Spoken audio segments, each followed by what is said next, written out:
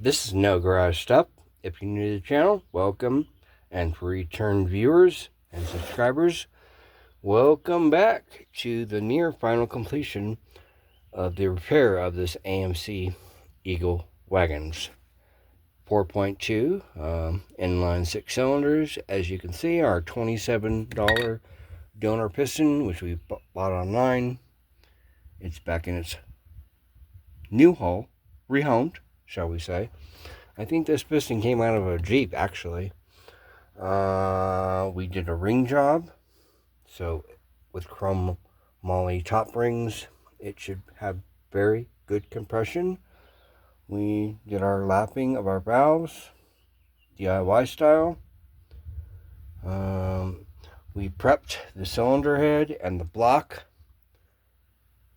for reassembly. That's about a half a day's worth of work.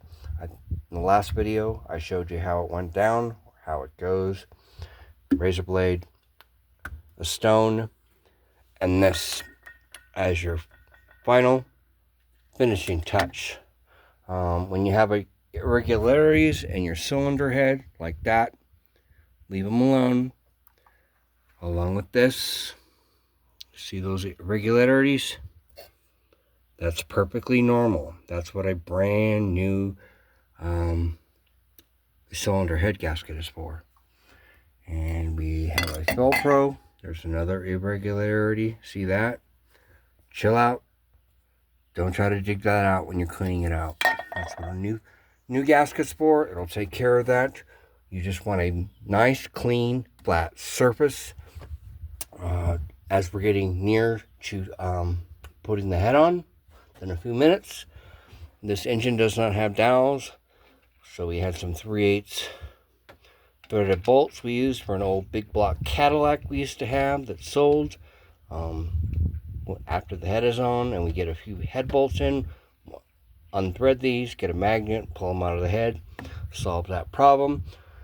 As you're preparing the deck surface of your cylinder head and your block, you need to have a residue-free carburetor cleaner, brake cleaner. If you can pressurize acetone that's residue-free, you just gotta, as I say, you gotta pay to play. And that's the case with having a worry-free completed job.